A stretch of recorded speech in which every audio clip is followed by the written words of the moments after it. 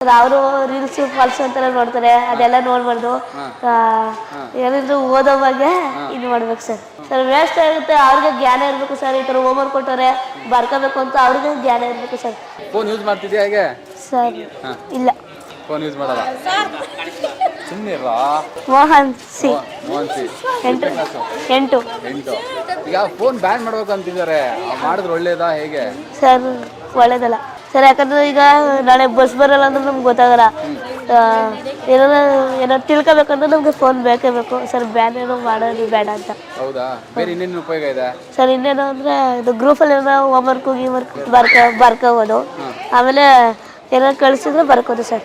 ತುಂಬ ಉಪಯೋಗವಾಗುತ್ತದೆ. ಹ್ಞೂ ಸರ್, ವಾಯ ಆಯ್ತದೆ ಸರ್. ಅದರಲ್ಲೂ ತಿಳಿಯೋದೆಲ್ಲ ಹೇಳ್ತಾರೆ ಸರ್, ಅದರಲ್ಲಿ ಎಲ್ಲ ತಿಳ್ಕೋಬೋದು.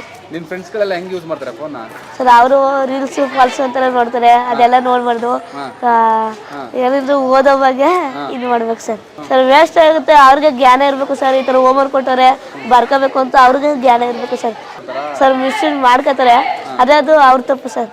ಸರ್ ಏನಿದ್ರು ಬರ್ಕೋಬೇಕು, ಓದ್ಕೋಬೇಕು, ಒಂದು ಸ್ವಲ್ಪ ಹೊತ್ತು ನೋಡಬೇಕು ಟಿವಿ ಮನೋರಂಜನೆಗೆ. ಅದು ಬಿಟ್ರೆ ಆಮೇಲೆ ಇನ್ನೆಲ್ಲ ಬರ್ಕೋಬೇಕು, ಓದ್ಕೋಬೇಕು.